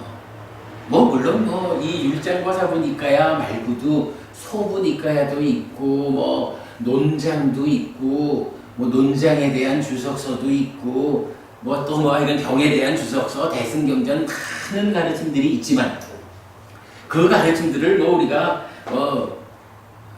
필요 없어라고 배척할 이유는 없지만, 그러나 율장과 사부니까야라는 이 기준을 넘어선 어떠한 가르침들이, 이 가르침, 그야말로 부처님 돌아가시고 나서 바로 결집된, 부처님 살아 45년간 설법하신 그 내용과 교리적으로 충돌이 있다라고 하면, 즉 부처님은 이 기준에서는 이렇다라고 말씀하셨는데 어떤 다른 가르침에서 이 가르침과는 다르게 동일한 내용을 말하고 있다. 지금 말씀하시듯이 목련전자 어머니가 지옥에 어쩌고 이런 부분은 이 1장과 4부니까요라는 공부 기준에 어긋난다고. 예. 그러니까 어긋난 충돌이 있는 부분에 대해서는 우리가 굳이 그 부분을 답하려고 하지 않아도 되는 거야. 왜냐하면은 부처님 살아서 그런 말씀을 하지 않으셨습니다. 그러면 우리가 부처님 가르침에 의지해서 삶을 향상하자라고 하면서 부처님이 설하지 않은 어떠한 이야기에 묶여가지고 헤맬 이유가 없죠. 뭐 그렇게 접근하는 것이 사실은 가장 현명한 접근이에요. 그래서 내가 요거 마음이 무엇일까라고 하는 부분에서는 첫 번째로 마음은 몸과 짝을 이루는 거다. 그런데 이 짝이 어떻게 해요? 서로 조건이 되는 것이다. 그래서 몸 혼자 있을 수 없고 마음 혼자 있을 수 없다. 이런 관계. 요 관계를 보는 것이 일단 중요하고요. 그러면서 이제 여기에서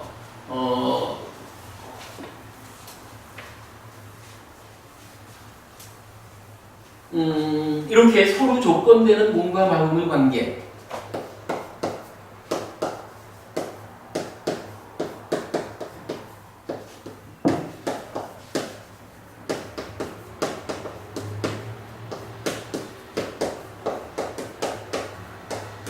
자, 요걸 본 상태에서 이제 우리가 한 가지 주목을 해봅시다. 몸과 마음이 서로 조건되는 관계다 이렇게 되지만 요 이전에 봐야 될 게 요 몸하고 요 마음하고 간에 서로 간에 좀 일치하지 않는 어떤 특징이 하나 있어요. 강고부님, 우리 요 몸은 얼마나 살죠? 80년, 90년, 100년. 뭐 대충 하면 100년 산다고 칠까요? 몸은 하여간 100년 산다고 보자고요. 왜 100년 사냐 하면 이게 뭐 이건 경전으로 보면 물질이 됐을 때요. 물질로 된 거다 보니까 그렇잖아. 우리 뭐 눈, 귀, 코, 여, 몸 이 모든 게 다 물질로 된 거다 보니까 세월이 가면 늙잖아. 그러다가 보면은 물질인 몸이 눈은 눈대로 보는 기능이 뭐 저도 벌써 뭐 10년도 전에 노안이 와가지고 헤매지만 기능이라는 게 쇠퇴하잖아요. 그러다가 이 기능이 눈, 귀, 코, 여, 몸이라는 전체적인 기능이 언젠가는 제로가 되는 시점이 있죠. 그걸 뭐라 그래요? 죽는다 그러잖아요. 그죠? 그래서 이런 물질적인 몸은 이렇게 100년을 산다라는 특징이 있는 거야. 그나마 뭐 병 걸려서 더 일찍 죽을 수도 있지만 약간 대략. 근데 이 마음은 얼마나 살죠? 마음은 얼마나 살까? 이 마음이 얼마를 사느냐 하는 데는요, 두 가지 주장이 있어요. 한 가지는요, 100년 산다라는 주장을 하는 사람들이 있어요. 요건 뭘까? 몸 100년 사는데 마음도 100년 살아. 그러니까 요 이야기는 표현을 하면 몸 죽으면 마음도 따라 죽어.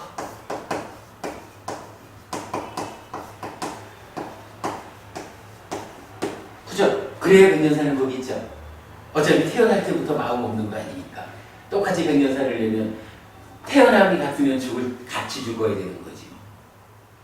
요런 경우, 몸 죽으면 마음도 따라 죽는다라고 하는 게 아까 우리가 그 업에서 삼종 외도로 보았을 때 무인무연, 그죠? 무인무연이라고 뭔가 말과 만으로 행위하는데 뭐 거기에 원인 조건이 있어? 그런 거 없어? 라고 말하는 그거하고 통하는 거예요. 그래서 하여간 몸이 죽으면 마음도 따라 죽는다라고 하는 주장들이 있어요. 그런가 하면 또 어떤 주장은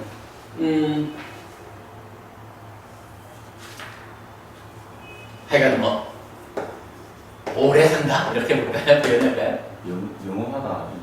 아까 전에 그러니까 몸이 죽으는 순간 다른 마음이 새로운 몸을 찾아가지고 계속 그게 반복이 되면은 마음은 뭐 영원히 산다 이렇게 봐야 되는 그렇죠. 그래, 이 오래 산다인데, 이 오래 산다라고 하는 부분을 우리가 좀 보아야 돼요.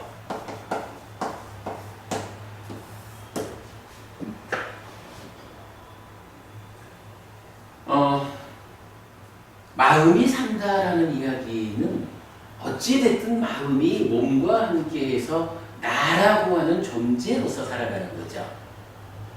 그죠? 마음은 어차피 몸과 함께해야지 몸 없이는 있을 수 없으니까. 그럼 몸과 마음이 함께하는 게 나잖아. 그러면 나라고 하는 존재가 있는 동안은 사는 거야 이게. 나라는 존재가 있는 동안. 그런데 우리가 뭐 뒤에 공부할 얘기지만 이 나는 누구냐? 나는 무엇입니까? 라고 말하면 오치온이란 말을 하잖아.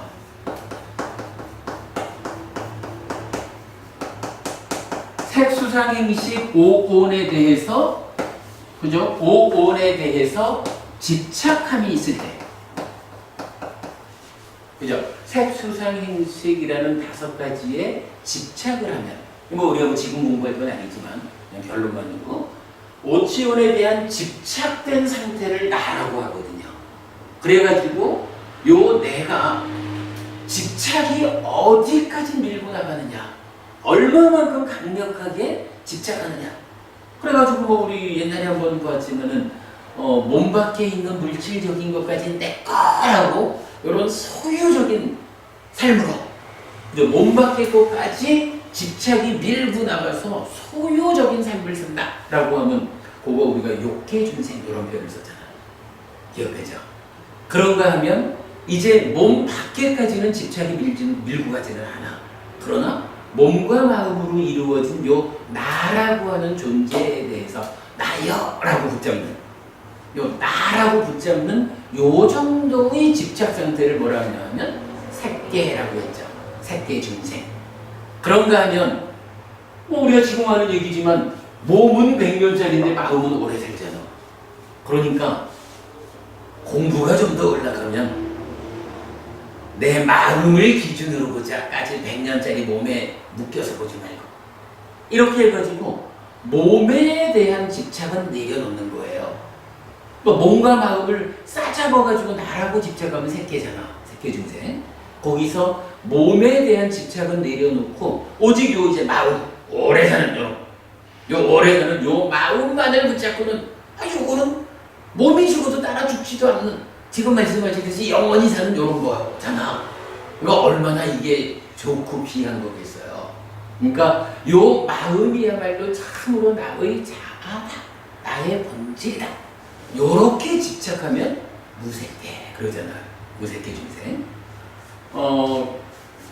이렇게 이제 그렇게 말할 정도로 오치온인 내가 존재하는 만큼 마음은 오래 사는 거예요.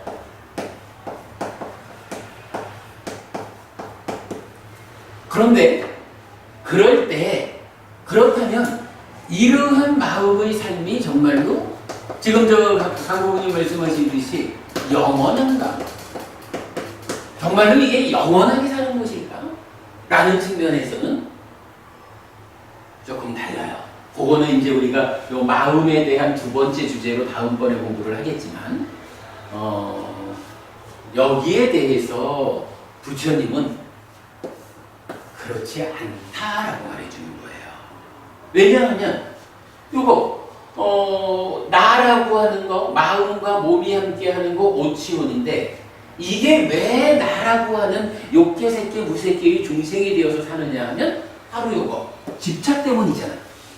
그죠? 집착 때문인 거죠. 그런데 만약에 우리가 뭐 기본적으로 알기를 부처님은 하여간 요 집착이라는 거 요거 때문에 괴로움이 생겨난다라고 하는 거잖아요. 집착 때문에.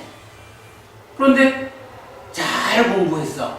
부처님 가르침을 잘 배우고 수행을 잘 해가지고 이 집착을 소멸시켰어. 이제 더 이상 몸 밖의 거에 대해서 내 거라고 집착하지도 않고 몸과 마음에 대해서 나라고 집착하지도 않고 요 마음만에 대해서 나의 자아라고도 집착하지 않는 요걸 뭐라 그래요? 해탈이라고 말하잖아. 방금은요 해탈이란 말을 우리 알죠? 해탈이란 말을 우리가 불교 안에서 뭐 가장 중요한 개념으로 해탈, 괴로움에서 벗어나는 거죠, 그죠?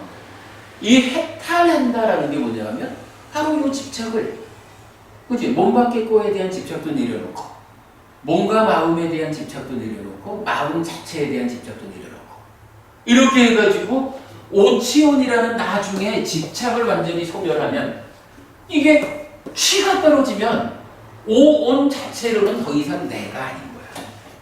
내가 아니다라는 얘기는 뭐예요? 지금 몸 죽어도 마음은 오래 사는데 그게 영원하다라고 생각하려면 이게 오치온 상태로 나라는 상태가 유지돼 줘야 영원하잖아. 근데 이게 어떤 사람들은 정말 영원하게 살지 몰라. 근데 어떤 사람들은 사실은 이게 영원히 사는 게 좋은 거냐 하면 좋은 게 아니란 말이요. 왜냐하면 집착 때문에 만들어지는 괴로움 속에 사는 거기 때문에 이제 이 괴로움에서 완전히 벗어난 그러한 100% 행복의 삶은 이러한 나의 상태로 오래 살아가지고 누릴 수 있는 게 아니거든. 그래서 수행을 통해 가지고 집착을 소멸하면, 그래서 오치온이라고 하는 나의 존재 상태를 해탈하면 그때는 뭐예요? 이제 더 이상 중생으로 오래 사는 일을 끝내버리는 거야. 그렇기 때문에 이 마음의 삶도 영원하다고 하지 않는 거예요. 그러면요, 이게 우리가 이제 부처님 가르침이 알려져 있기 때문에 어떤 사람들은요, 현생에도 이 몸으로 우리가 살아가면서도 수행을 잘해가지고 해탈할 수가 있는 거야. 아라한이라고 하는 존재가 그런 존재잖아요. 그러면 그 아라한은 비록 몸으로는 살아있지만 이러한 오치온이라고 하는 중생의 삶은 끝난 거예요. 그러면 이제 그 아라한은 이 몸이 죽고 나면 다시 태어나지 않아. 그러면 어때요? 이제는 그 마음이 영원하지 않게 끝나버리는 거지. 아무튼 이제 그래가지고 그 마음은 오래 살기는 하는데 이게 누구한테나 영원한 건 아니다. 특히 불교 신자들은 부처님 가르침에 의해서 가능한 한 이 오래 사는 삶을 빨리 끝장내버려야 된다. 그런다고 해가지고 죽어라 하는 이야기가 아닌 거죠. 바로 그 오치온이라고 하는 집착 때문에 괴로움을 만드는 이러한 삶을 끝장내는, 그래서 완전한 행복을 실현하는 그 삶으로 나아가는 거죠. 그러나 그런 이제 뭐 해탈의 경우는 조금 우리 뒤로 미루고 일반적으로 우리 이 이야기를 놓고 보면, 자, 지금 질문이 이거잖아요. 몸과 마음의 관계에서 몸은 물질이 돼서 100년을 사는데 마음은 얼마를 살까? 라고 하면 어떤 사람들은 몸 죽으면 마음도 따라 죽어. 그래서 100년 살고 말어. 이렇게 말하는 사람도 있지만, 그러나 이제 부처님은 또한 이거 사실 아니다. 아까 무인무연을 했죠. 부처님이 알려주는 사실은 뭐냐 하면 오래 산다. 언제까지? 해탈할 때까지. 해탈할 때까지 오래 한다. 그러면 이제 현상적으로 마음이라는 것은 몸이 죽어도 따라 죽지 않는구나. 이걸 알 수가 있죠. 자, 중요한 표현이 이거죠. 100년짜리는 몸 죽으면 마음도 따라 죽는다고 말하는 거고, 이제 부처님 오래 산다라고 하는 이거는 몸 죽어도 따라 죽지 않는다. 이렇게 말하는 거죠. 이제 마음이라는 거, 마음, 몸과 짝을 이루는 요건데, 이 몸이 가지는 중요한 특징, 한 가지는 서로 조건되는 관계 아까 알아봤고, 이제 정말로 중요하게 나타나는 특징이 뭐냐 하면 몸 죽어도 따라 죽지 않고 해탈할 때까지 오래 사는 게 요 마음이다. 그렇게 되는 거죠. 그러면 요거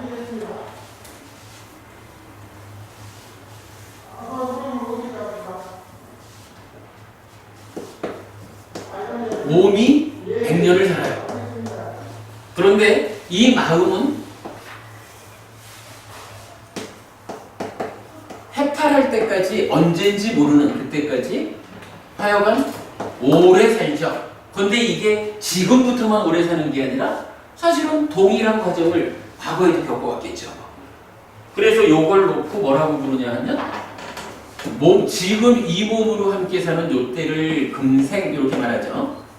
그리고 이전의 몸들로 살았던 때를 전생 이렇게 말하고 앞으로도 해탈할 때까지 계속 살아가야 되는 그때를 내생이라고 말하죠.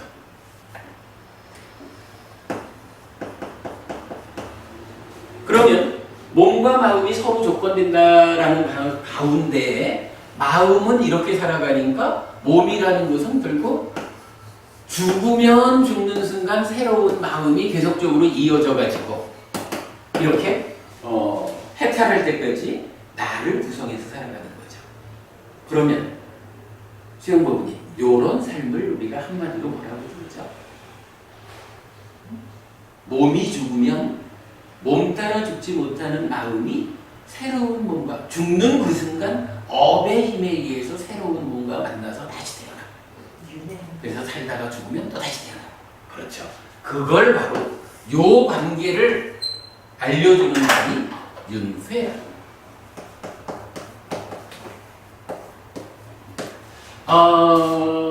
마음이란 무엇일까라는 요 주제에서 우리가 지금 두 가지를 보자 그랬죠.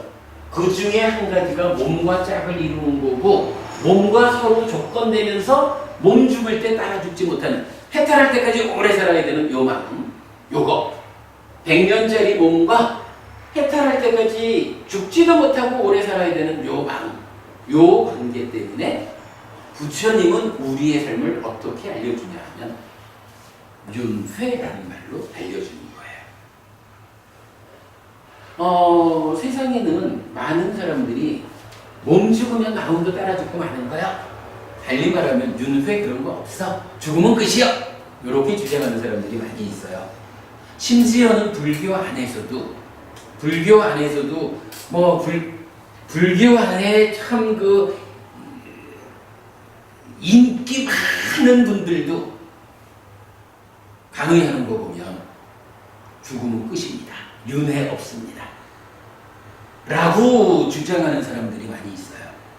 그런데요, 어쨌든 우리가 아까 우리 말했지만 공부 기준 율장과 사부니까야라고 하는 부처님 살아서 직접 설하신 이 가르침에 의하면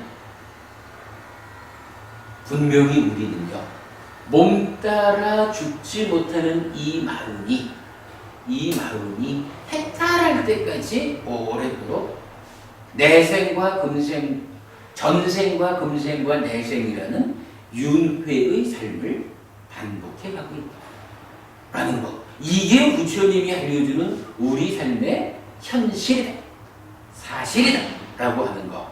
요거를 놓치지 않는 게 정말 중요한 거예요. 여러분 꼭 기억하셔야 돼요. 우리가 정말로 몸 죽으면 따라 죽고 마는 것일까? 몸이 죽어도 따라 죽지 않고 따라 죽지 못하는 이 마음이 이어서 새로운 삶을 살아가야 하는 것일까?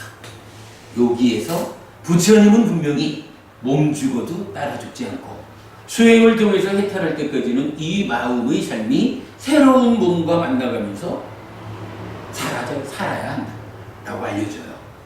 요게요, 우리가 오늘 시작하면서 업에 대한 이야기를 했잖아요. 사실은 윤회가 있으면 어때고 없으면 어때 요렇게 말을 했는지 몰라도 안 그래요. 이게 윤회가 있다라고 아는 것과 윤회가 없다라고 아는 것은요 사는 방법을 달라지게 해요. 그래서 우리가 이걸 바로 알아야 돼. 한국인이 우리 이렇게 볼 수 있지 않을까? 저기요, 만약에 어떤 사람들이 주장하듯이 몸 죽으면 마음도 따라 죽고 마는 거야. 윤회 그런 거 없어. 이렇게 되면 어머님 말이에요. 만약에 살아있는 동안에 들키지 않을 수만 있다면, 만약에 어머님이 살아있는 동안에 들키지 않을 수 있다라고만 하면 다른 사람을 죽여서라도 내가 갖고 싶은 거 가져야 하지 않을까? 살아있는 동안 들키지 않을 수만 있다면 남의 거를 무슨 수를 써서라도 뺏든 훔치든 사기를 치든 내 거 해가지고 내가 지금 이 몸으로 살아있는 동안에 행복해야 되지 않을까? 어떤 분들은 그래요. 윤회가 없다라고 가르치면서 그러나 한 번, 100년짜리 이 인생을 잘 살기 위해서는 주변 사람들 모두가 함께 어우러져야 잘 살 수가 있다. 그러기 때문에 우리가 계를 지키고 자비를 행하고 이렇게 말하는 경우가 있더라고요. 그런데 사실 그러한 가르침에 의해서 한 번뿐인 요 생을 다른 사람들과의 관계를 잘 맺어가지고 행복하게 하기 위해서 내가 지금 들키지 않을 수 있는데도 해치지 않고 들키지 않을 수 있는데도 훔치지 않고 바람피지 않고 이렇게 살 수 있는 사람이 그렇게 살지 않을 수 있는 사람이 열에 하나나 될까? 그야말로 우리 사회의 최고의 인텔이라고 해도 과연 다음 세상에 없는 게 확실한데 죽음은 끝인 게 분명한데 들키지 않는다고 보장되는 가운데에 다른 사람들과의 화합된 삶을 위해서 내가 훔치지 않고 해치지 않고 이러한 삶을 살아갈 수 있는 사람이 몇이나 될까? 요거요. 견해가 행위를 바꾸는 거예요. 그런데 만약에 말이에요. 부처님 말씀대로 윤회가 있다. 그래서 이 몸이 죽어도 몸 따라 죽지 못하는 지금 내 마음, 바로 지금 이 순간 내 마음이 뭐 이제 우리 다음 주 공부할 거로는 이제 변화하지만 변화하는 가운데 그래도 내 마음이 이어서 새로운 몸과 함께 살아가야 되는데 지금 이 몸으로 사는 동안에는 들키지 않을 수 있다 하지만 남을 죽였다, 남의 걸 뺏었다 이러면 이러한 업이 만드는 괴로운 결과를 다음 생애에도 내가 겪어야 한다. 아까 우리가 봤지만 행위라는 것은 그죠? 찌따를 원인으로 몸과 말과 만으로 행위를 하면 괴로움이거나 행복을 만들잖아. 이거를 만든다라는 결과하고 현실적으로 내가 경험해야 한다는 보하고가 다르다라는 부분 아까 잠깐 본 거죠. 뭐 이런 원칙에 의해서 지금 내가 어떤 잘못을 하면 이 몸으로 사는 동안에는 들키지 않을 수 있다 해도 결국은 그 잘못된 행위 때문에 다음 생에도 내가 그 괴로움을 겪어야 된다라고 하면 이제는 그야말로 열의 아홉은 아이고 내가 다음 생에라도 반드시 그 업보를 겪어야 되는데 아이고 내가 들키지 않을 수 있다 해도 남을 해치지 않을 거야. 들키지 않을 수 있다 해도 훔치지 않을 거야. 이렇게 삶을 살 수가 있죠. 그래서 윤회가 없다라는 기준에서는 삶이라는 것이 행위라고 하는 것이 어떻게든 지금 살아서 내가 행복할 수만 있으면 된다. 이런 기준이 있는 거예요. 그러나 윤회가 있다라고 하는 기준이 있으면 이제 행위가 달라져. 이제는 어떤 행위가 올바른 행위입니까? 라고 하면 살아서도 내가 행복해야 되고 그러니까 살아서도 행복한 결과를 주고 죽은 다음에는 더 좋은 삶이 이어질 수 있는 그러한 결과를 만드는 행위가 잘하는 행위다. 올바른 행위다. 라고 행위의 기준이 바뀌는 거예요. 그리고 뭐 우리가 하는 거지만 부처님은 그런 기준, 즉 살아서도 행복하고 죽은 다음에는 더 좋은 삶을 이어지게 하는 이러한 행위의 기준으로 어떤 걸 알려줘요. 5개를 지켜라. 10가지 착한 업을 지어라. 8정도를 실천해라. 뭐 이렇게 부처님은 살아서도 행복하고 죽은 다음에 더 좋은 삶이 이어지게 하는 그러한 삶의 방법을 알려주잖아요. 그러면 이러한 모든 게 말이죠. 바로 요거 한마디. 윤회한다라고 하는 우리 삶의 현실을 내가 아느냐 모르느냐에 따라서 지금 이 순간 나의 삶이 달라진다. 그런데 모른다고 해서 윤회가 있는 줄 모른다고 해가지고 죽으면 끝인 줄 알고 나쁜 짓을 했다고 해가지고 아니 뭐 그 사람이 뭐 윤회 없는 줄 알고 나쁜 짓을 했는데 뭐 라고 해서 그 나쁜 행위에 과와 보가 이어지지 않느냐? 뭐 그렇지 않잖아요. 자기가 잘못 알고 나쁜 짓을 했다 해도 그 일의 결과를 다음 생에라도 내가 겪어야 되잖아요. 이런 행위의 기준을 주는 것이 바로 견해가 되는 거예요. 윤회한다. 저 세상이 있다라고 아는 것은 이렇게 지금 이 순간 나의 삶을 결정짓는 중요한 기준이 된다. 라는 것 때문에 우리가 이걸 알아야 되는 거예요. 자, 오늘 이렇게 마무리 짓지요.